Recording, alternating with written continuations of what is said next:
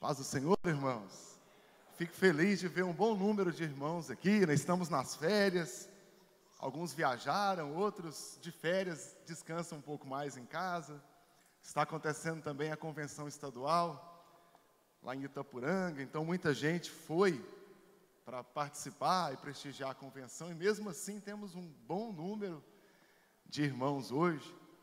Fico muito feliz com isso, né? De ver que os irmãos estão aqui, né, e subiram a casa de Deus hoje, essa manhã, para a gente adorar a Deus juntos e refletir um pouco mais nas Escrituras. Isso é uma bênção. O pastor Itamar me colocou numa situação difícil, que domingo passado era a lição do Bispo Oídes, aí falou, o pastor Enoque substituiu o pastor Oídes. Então tá bom. Aí ele me chamou e falou, o pastor Enoque era a lição 2, eu substituí ele. Falei, pode ser, pastor. Aí eu passei a semana inteira estudando, para tentar, talvez, né, conseguir chegar bem ao objetivo dessa lição de hoje. Né? Trimestre importante, e o nosso tema é falar do Evangelho de Lucas. E aqui estamos, então, para meditar sobre ele, e hoje, especificamente, a ação do Espírito Santo, que é tão privilegiada e tão bem esclarecida, analisada aqui nas palavras do evangelista Lucas. Acho que os irmãos já sabem, né? Nós temos 4 evangelhos que nós consideramos sagrados ou canônicos. Na verdade, existem muitos evangelhos por aí. De vez em quando a televisão mostra algum, né? De Lucas, Evangelho de Filipe, de Maria Madalena, Tomé, Evangelho de Jesus, Evangelho de Pedro. Tem uma série desses evangelhos por aí.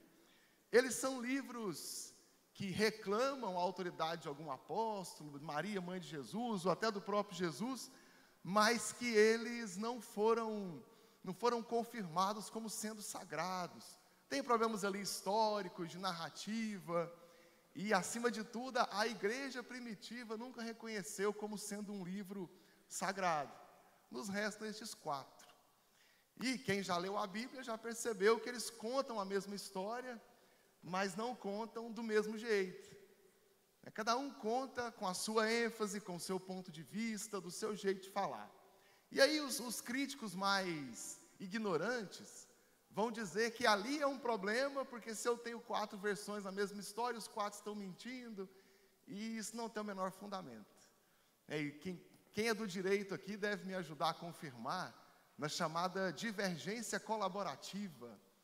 Quando testemunhas contam uma história e divergem entre si, muitas vezes uma completa a outra. E justamente por não contar exatamente do mesmo jeito é que o delegado, o juiz, entende que é verdade. Eu vou repetir a divergência colaborativa. Por exemplo, um dos evangelhos fala que Jesus, enquanto era açoitado, pediam para ele adivinhar, dizer quem é que estava batendo nele. Quando eu leio esse evangelho, não faz muito sentido, mas você está apanhando e não sabe quem está te batendo? Só que Mateus, ele diz que vendaram Jesus. Agora faz sentido, com o rosto vendado, adivinhar quem é que batia. Quer dizer, um completa o discurso do outro. E nós sabemos muito bem, todo mundo que conta uma história, conta a história do seu jeito. Quem nunca ouviu aqui 4 versões da mesma história de pessoas que estavam no mesmo lugar, né? Tem até aquela piadinha, o homem vai na festa e conta 10 minutos, a mulher passa 1 minuto e conta 1 hora do que viu na festa. Não é? Questão de ênfase. O que é que você consegue memorizar, não é? Como é que é a sua forma de contar a história? Então eu tenho os evangelistas, Mateus, Marcos, Lucas e João, contando a história do seu jeito. Por exemplo, Mateus, ele é muito preocupado em apresentar Jesus como um exímio mestre judeu. Tanto é que na genealogia, ele remete até Abraão. Uma vez que Mateus confirma que Jesus é filho de Abraão, ou descendente de Abraão, ele é um legítimo judeu. O Sermão do Monte é um bom exemplo, onde Jesus senta e ensina para a multidão. Isso era típico dos grandes mestres judeus. E aí Mateus tem esse interesse. Olha, eu vou mostrar aqui que Jesus é um legítimo mestre, tanto quanto qualquer outro, e ainda mais poderoso, por ter palavra, sabedoria e por fazer milagres. Então Jesus está sempre ensinando para as multidões, sempre uma grande multidão seguia Jesus. Mateus tem essa preocupação.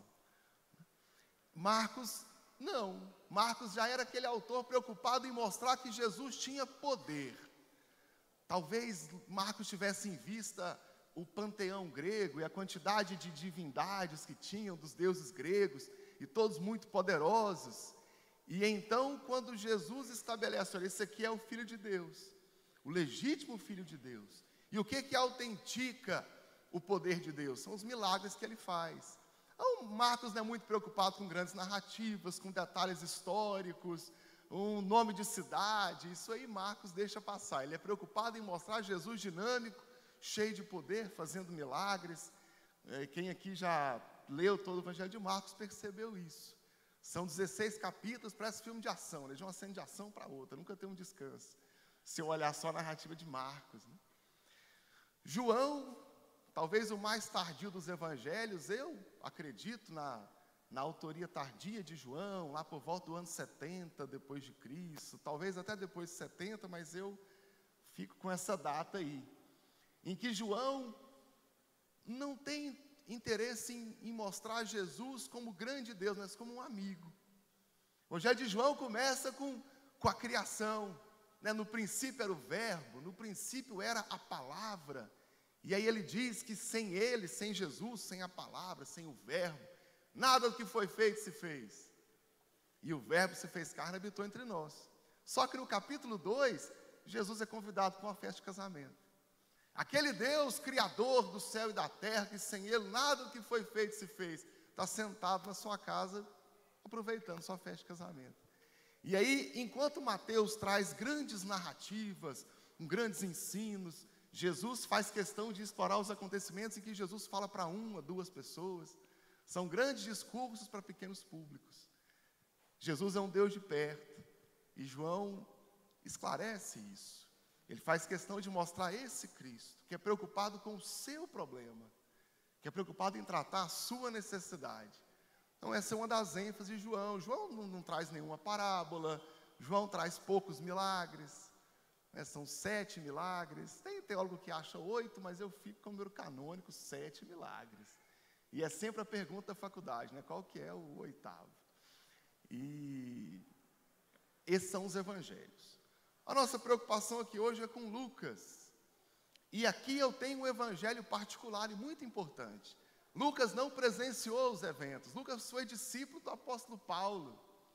E ele, então, faz uma pesquisa histórica, tanto de livros, de materiais escritos, quanto de testemunhas. E, aliás, esse é um dos grandes argumentos a favor da historicidade da vida de Jesus. Porque os evangelhos começam a circular, testemunhas acerca de Jesus ainda estão vivas. Pessoas que viram os milagres, pessoas que receberam os milagres, estavam vivas andando por aí, e já começava a circular os evangelhos, histórias sobre Jesus. E se houvesse alguma crítica, aquela seria a melhor hora da crítica existir. Quer dizer, peraí, está surgindo um evangelho aí, um tal de Marcos, mas eu conhecia Jesus, ele não era assim não. Não, esse milagre não aconteceu assim não. Vamos imaginar isso? O pior momento de uma mentira começar a surgir é exatamente no momento em que a história acontece. Como é que surge uma lenda? Ah, aconteceu há 200 anos. Foi encontrado tal imagem que fez tal milagre em tal aldeia, em tal lugar, mas quanto tempo foi isso? 2 séculos. Quando é que começam a contar que Jesus ressuscitou? 3 dias depois, no lugar onde ele morreu. Acho que não é um bom lugar para surgir lenda, né? Não é um bom momento para isso. E então Lucas volta e faz a pesquisa. Os irmãos podem ver, nós lemos domingo passado, não faço questão de ler agora, Lucas capítulo 1, em que o próprio Lucas declara como é que ele fez.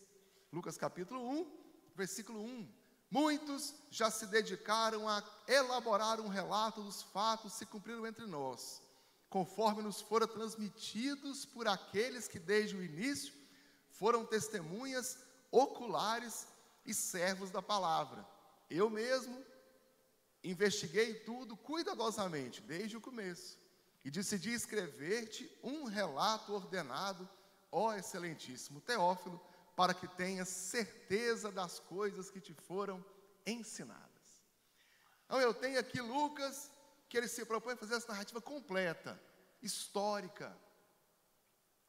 Isso é muito interessante. Quando ele volta e conversa com as pessoas, quando ele lê os livros, nós imaginamos que Lucas tenha lido, tenha usado o Evangelho de Marcos como esboço, porque muito do livro do Evangelho de Marcos está dentro de Lucas, tem usado como esqueleto, vamos falar assim, da obra, um pouco do Evangelho de Mateus e as pessoas que ele conversou. Possivelmente ele conversou com Maria Madalena, com Joana, esposa de Cusa, que era mordomo de Herodes, talvez falou com a própria Maria, mãe de Jesus. Se vocês observarem, quando Mateus fala do nascimento de Jesus, ele dá o ponto de vista de José. Lá na sua casa hoje à tarde, dá uma lida lá em Mateus, começo do livro, que fala do nascimento de Jesus, e Mateus fala do ponto de vista de José. Lucas conta do ponto de vista de Maria. O ponto de vista da história é de Maria. Talvez ele tenha conversado com a própria Maria, mãe de Jesus. E durante a viagem de Paulo, as viagens missionárias, Lucas esteve na Palestina. Então, não há dúvidas que ele encontrou pessoas que viram Jesus, que presenciaram os acontecimentos, e isso com certeza foi base para todo o relato. Do ponto de vista histórico, é uma obra completa, sem deixar passar nada, traçada em ordem cronológica dos acontecimentos, muito boa de momentos, nomes de pessoas, distâncias, nomes de cidades. Lucas usa termos técnicos o máximo que ele pode. Temos motivos para acreditar que ele era médico, gentil, convertido ao cristianismo, pela pregação do apóstolo Paulo, e ele tem essa linguagem técnica muito poderosa no Evangelho.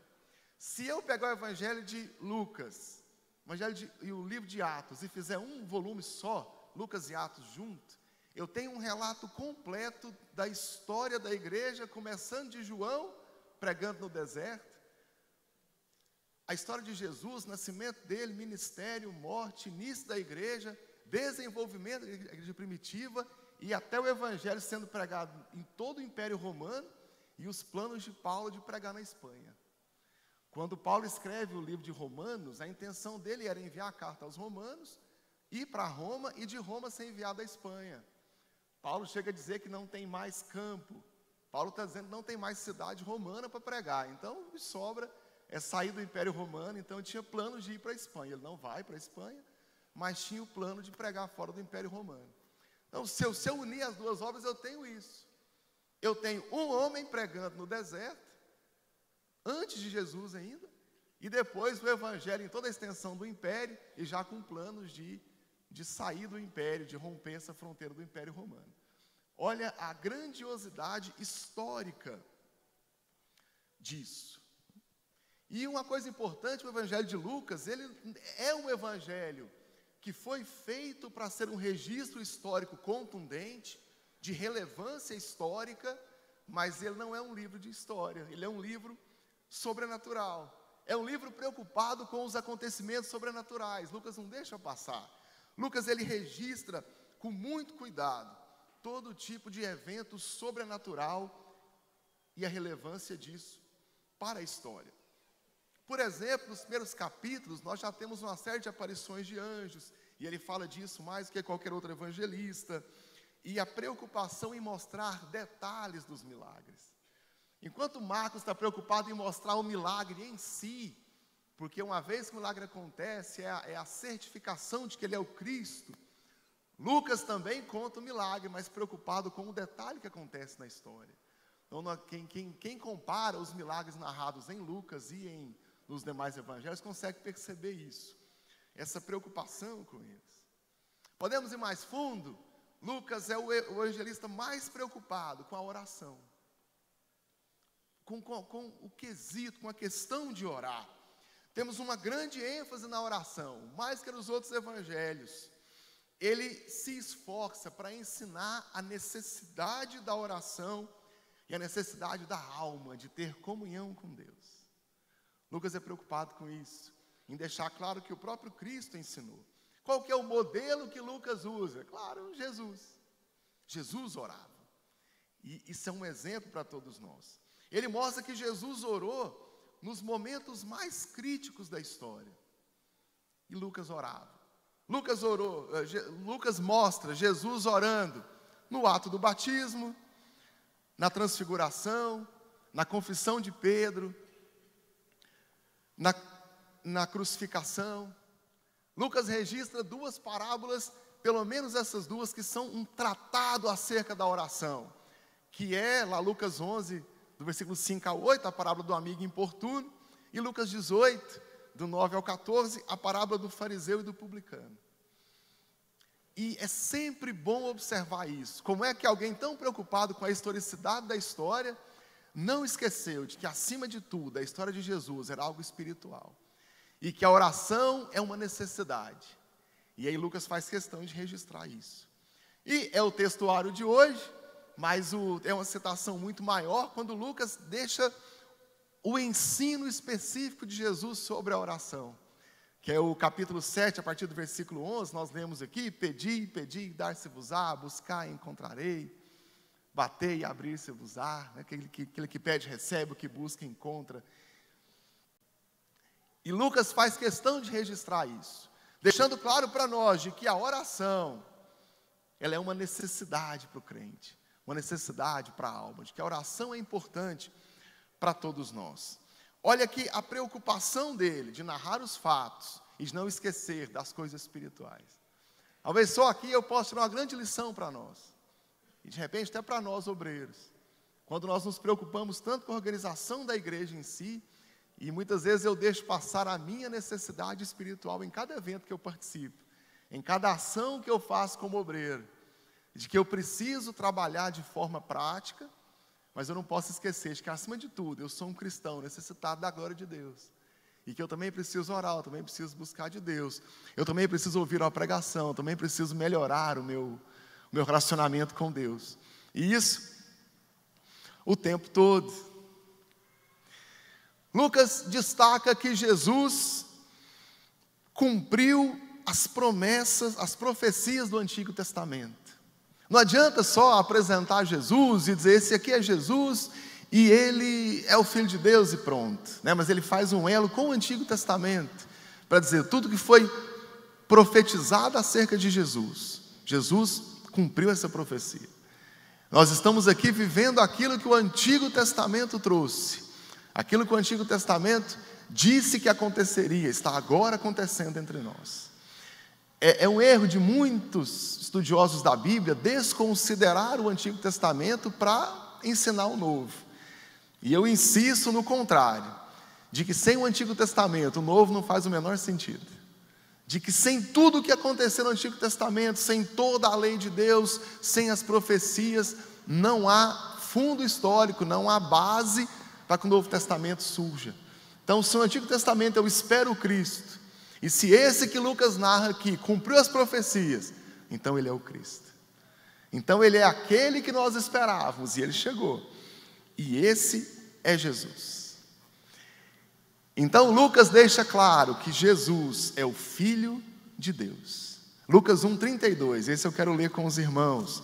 Versículo 32 diz assim: ele será grande e será chamado Filho do Altíssimo.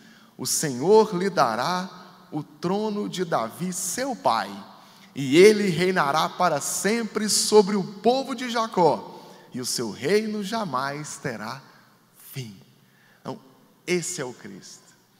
Enquanto os judeus esperavam a restauração política do Estado de Israel e a ascensão de um rei para governar politicamente, Jesus é o rei que vai assentar sobre o seu trono e vai reinar sobre todos os povos, para sempre. É uma dinastia que não vai cair. Esse é o Deus que está conosco. Sabe do que mais? Lucas nos lembra, e ele deixa isso também claro ao longo do livro, de que Jesus é extremamente preocupado com os excluídos da sociedade. Lucas 14:15 é um exemplo, em que ele trata com o mesmo amor todas as pessoas, e aqueles marginalizados, aqueles à margem da sociedade, recebem a atenção de Jesus. Ele faz o mesmo pelos gentios, ou pelos não-judeus. Capítulo 7, versículo 1. Jesus trata com amor e atenção, e fala também com os não-judeus. Olha aqui, logo nas palavras de Jesus, o evangelho sendo pregado a todos. Os judeus eram exclusivistas, pensavam que a salvação era para eles. Tem uma hora que Jesus fala: vocês estão achando que vocês são filhos de Abraão, mas Deus pode levantar dessas pedras, Deus pode levantar filhos de Abraão. Jesus está dizendo: olha, ser filho de Abraão não salva ninguém, o que salva é a fé. E aqui Jesus falando para os judeus já é o início dessa boa nova, do evangelho da salvação, de que prega a todos. João também se esforça para ensinar isso. E algo que é relevante, a gente começa a entrar no nosso tema de hoje, é lembrar que Jesus fez todas essas coisas na força, na dependência e na direção do Espírito Santo. O Evangelho de Lucas é o que mais cita a ação e eventos relativos ao Espírito Santo. Entre os evangelhos, esse é o que mais cita. Eu já falei aqui que Lucas traz Jesus como modelo de oração para nós. E agora eu vou ampliar isso. Jesus é o nosso modelo em tudo. E aqui um quesito em que muitos nós precisamos aprender, eu preciso aprender, que é andar na força do Espírito Santo. O grande exemplo de Jesus para nós é esse, em que Jesus, mesmo sendo Deus, andava na direção do Espírito Santo, na força dele, dependia do Espírito Santo para tudo. Abra a Bíblia comigo, Lucas capítulo 4, versículo 18. Olha o que é que Jesus diz sobre si. Lucas 4, 18.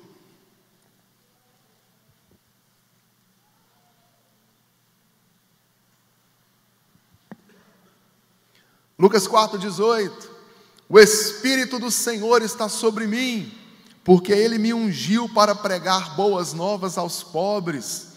Ele me enviou para proclamar liberdade aos presos e recuperar a vista dos cegos, e para libertar os oprimidos, e para proclamar o ano da graça do Senhor. Em algumas traduções, o ano aceitável do Senhor. Olha que aqui ele está dizendo que tudo o que ele faz é porque o Espírito está sobre ele. Os discípulos também deveriam andar da mesma forma, em oração e sob a direção do Espírito Santo. Do mesmo modo, a igreja deve seguir o mesmo exemplo de Cristo, andar em oração e sob a liderança do Espírito Santo. Não existe outra liderança para a igreja, não existe outro modo de andar, senão sob o Espírito Santo. Eu preciso lembrar os irmãos, se Jesus, mesmo sendo Deus, usava a direção e a força do Espírito Santo, e nós, irmãos, e você e eu, olha a grandiosidade de tudo que Jesus falou sobre si no capítulo 4, versículo 18, quando ele diz que o Espírito Santo, o Espírito está sobre mim. Para quê? Para dar para os pobres a riqueza do Evangelho da salvação. Efésios 1:3 diz assim: bendito seja o Deus e Pai do nosso Senhor Jesus Cristo, que nos abençoou com todas as bênçãos espirituais nas regiões celestiais em Cristo.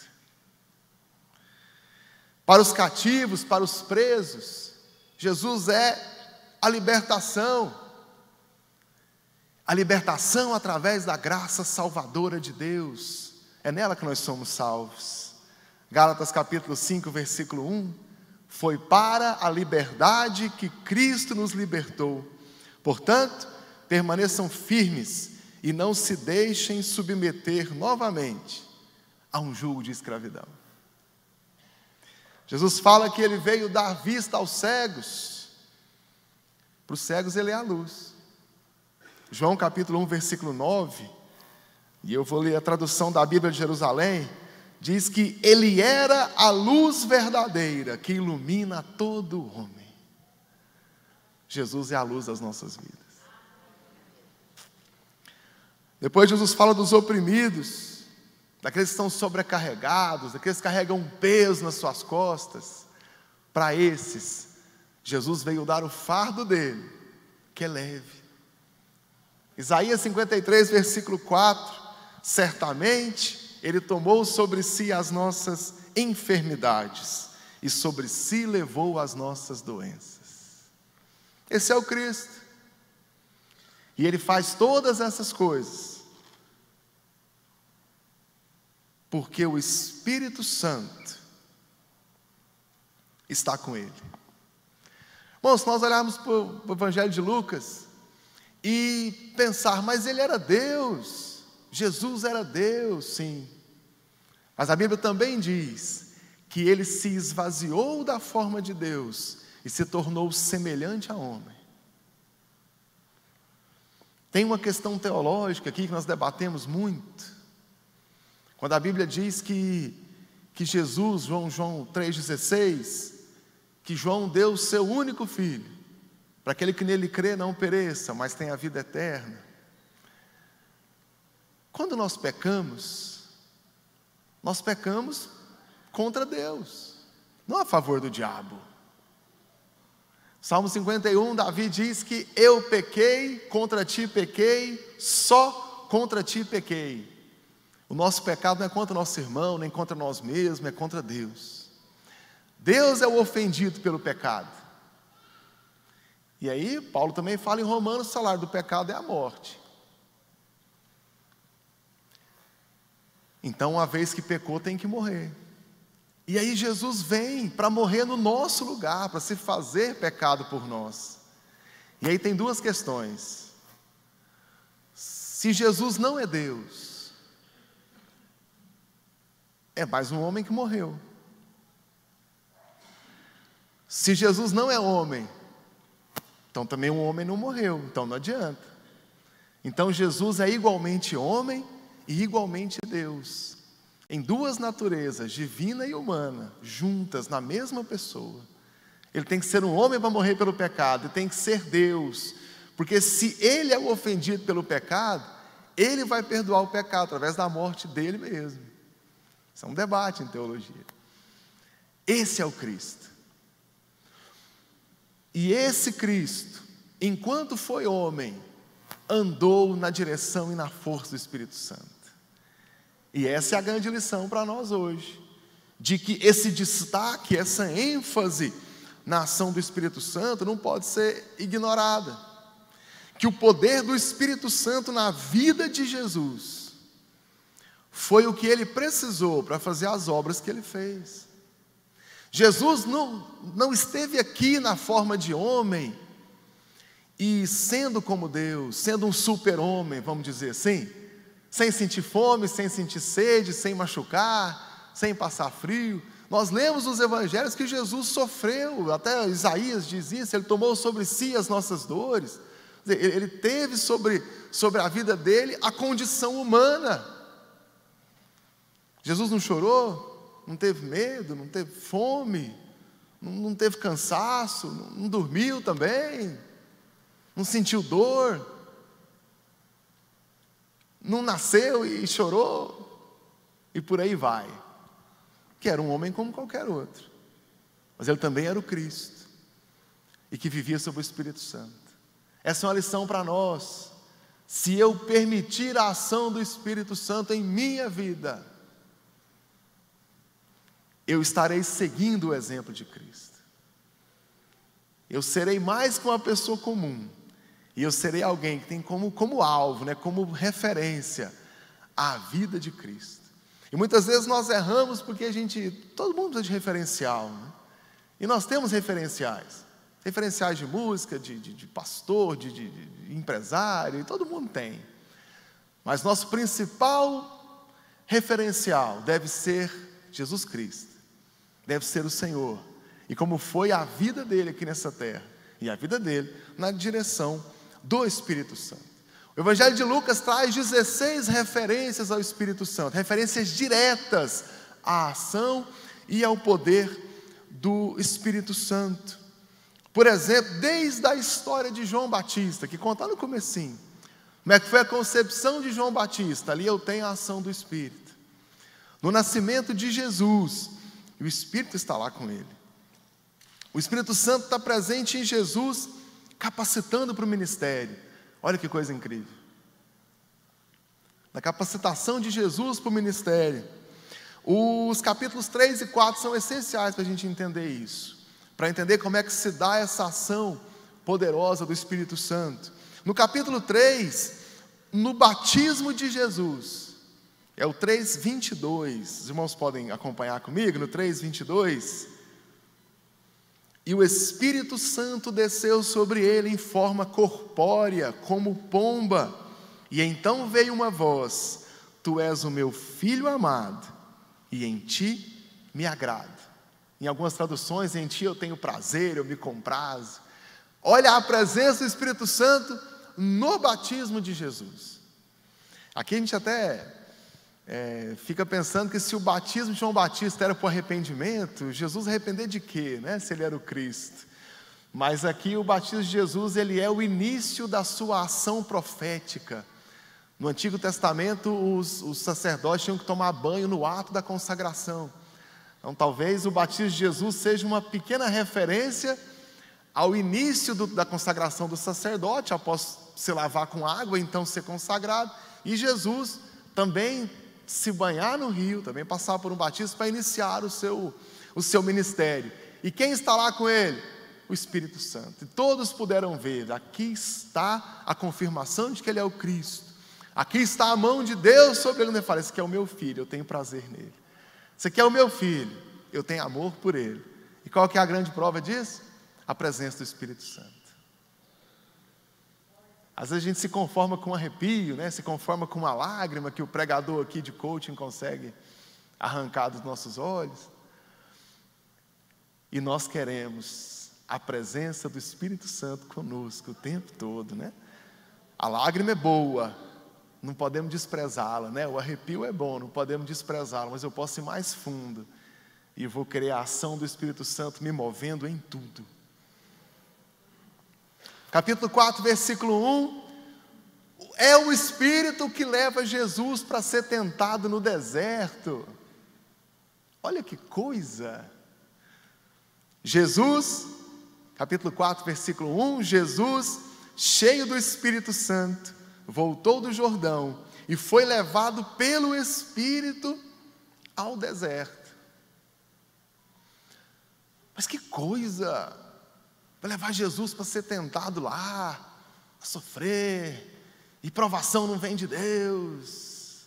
Queridos irmãos, tem verdades bíblicas que são até fáceis de entender, mas não são tão fáceis de engolir. De que sim, Jesus tinha que dar prova para nós, não para Ele mesmo, de que é possível resistir a uma tentação, de que Ele sim teria necessidades humanas, e mesmo passando por essas necessidades, Ele seria sim fiel a Deus o tempo todo. Quem conduz Ele à tentação é o Espírito. Só que no versículo 14, é o próprio Espírito que dá vitória para Ele. Vamos ler o 4:14 agora? E Jesus, para ficar bem completo, o 13, tendo terminado todas estas tentações, o diabo o deixou até a ocasião oportuna. Verso 14, Jesus voltou para Jerusalém no poder do Espírito, e por toda aquela região se espalhou a sua fama. Jesus passa por esse momento com o Espírito Santo, vence a tentação e volta cheio do Espírito Santo. Irmãos, eu faço essa oração por mim, oro pelos irmãos também, que nós sejamos capazes de igual modo de vencer as tentações e voltar desse estado também cheio do Espírito Santo, também cheio do poder de Deus. Irmãos, não podemos ignorar isso, tentados nós somos. E é só com o Espírito Santo que nós podemos falar não para essas tentações. E então, ser cheio do Espírito Santo, então ser cheio dele. Já lemos o versículo 18, onde Jesus confirma que o Espírito está sobre ele. E então, faz questão de ler de novo com os irmãos. E o Espírito, 4:18, o Espírito do Senhor está sobre mim, porque Ele me ungiu para pregar as boas novas aos pobres, Ele me enviou para proclamar liberdade aos presos, recuperação da vista aos cegos e libertar os oprimidos. Eu até meditei com os irmãos aqui, passo a passo, de tudo que a Bíblia, a própria Bíblia declara, daquilo que Jesus foi e é para nós, e a libertação das nossas almas em tudo o que nós somos, e em tudo o que nós precisamos. 4:21, que todas as profecias messiânicas se cumprem em Jesus. 4:21, e ele começou a dizer-lhes: hoje se cumpriu a escritura que vocês acabam de ouvir. Jesus lê o Antigo Testamento na sinagoga, possivelmente um trecho de Isaías, e ele fala: hoje vai começar a cumprir o que vocês acabaram de ler, hoje começa a cumprir o que vocês esperam. Quando nós fazemos um estudo histórico do tempo de Jesus, tem um camarada hoje que fala que é Jesus, né? Que ele era, nos anos 80 ele tinha até algum respeito, hoje ele é só um palhação mesmo, né? O Henrique Cristo. Ele fala que é Jesus e tal. Bom, mas isso não é privilégio dos brasileiros, não, né? No ano... Ele é do final do primeiro século da era cristã, era o Montano. Ele disse assim, ó: eu sou o Deus onipotente habitando no corpo de um homem. Em história da igreja eu falei sobre ele aqui, do Montano. A gente arrepia aqui e acha que está cheio de Deus, ele achava que era o próprio Deus, né, o Montano. Mas mesmo nos dias de Jesus, muitos entraram em Jerusalém dizendo que era o Cristo. Muita gente tinha bom ensino e declarava que era o Cristo. Só que quando esses morreram, continuaram mortos lá. Aliás, matar Jesus na sexta-feira tinha esse objetivo. Porque aí você mata na sexta, sábado é o sábado sagrado que tem que ser guardado, domingo todo mundo vai alimentar o animal que for com fome no sábado, vai colocar roupa para bater, se fosse hoje, né? Tirar a roupa da máquina. E aí, quando desce na segunda-feira, todo mundo já tinha esquecido o tal profeta que na sexta tinha sido condenado. Então, o plano de matar Jesus e condenar na sexta-feira é por causa disso.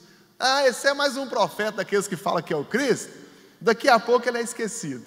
Só que no domingo de manhã, os irmãos sabem muito bem, foram ao sepulcro e não está entre os mortos aquele que você procura, né? Ele ressuscitou.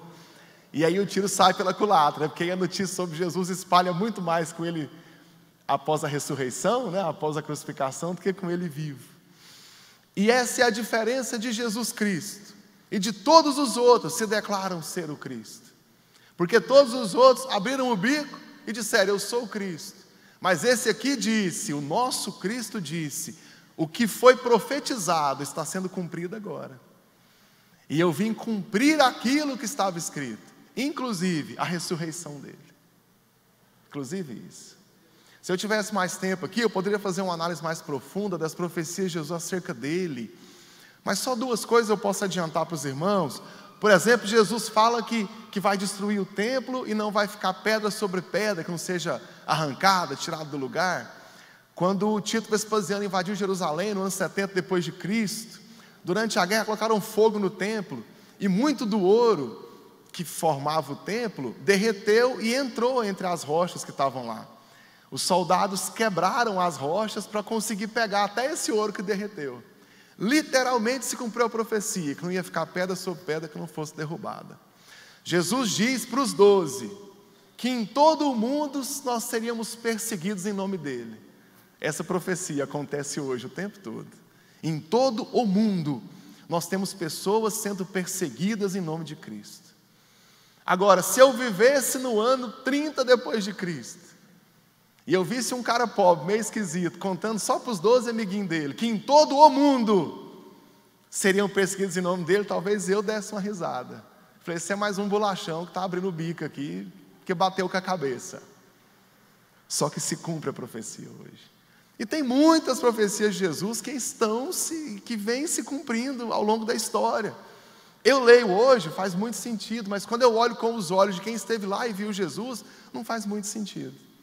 Alguém que não era rico, que não tinha nenhum poder político, que não era uma pessoa de muita expressão, fala uma série de coisas e séculos depois a profecia vem se cumprindo dia após dia. E aqui Jesus então fala para aquele pessoal lá no 4:21, hoje começa a cumprir o que vocês acabaram de ler. hoje nas nossas vidas se cumpra aquilo que nós lemos nas Escrituras todos os dias. Os irmãos não podem abrir mão disso. No 4:37, e a sua fama se espalhava por toda a região circunvizinha. A fama de Jesus se espalha por toda a região pelo seu poder, porque o Espírito Santo estava sobre ele. Os irmãos que têm negócio aqui, que têm empresa, sabem o trabalho que dá a ser conhecido, né? Gastam dinheiro com propaganda e tem que achar o cliente para anunciar, porque senão a gente não dá conta de manter o trabalho, e é difícil divulgar um negócio, os irmãos sabem, né? Jesus era ao contrário, e ele pedia para ninguém contar, porque o Espírito Santo estava com ele, e onde está o Espírito Santo, ninguém consegue esconder, e o poder de Deus que estava com Jesus, através da ação do Espírito Santo, motivava as pessoas a falarem disso, e tinha milagres, e tinha poder onde quer que ele estava, porque o Espírito Santo estava sobre ele. O Espírito Santo traz alegria, tanto para Jesus, quanto para os discípulos, quanto para aqueles que ouviam a mensagem. A mensagem de Jesus era consoladora.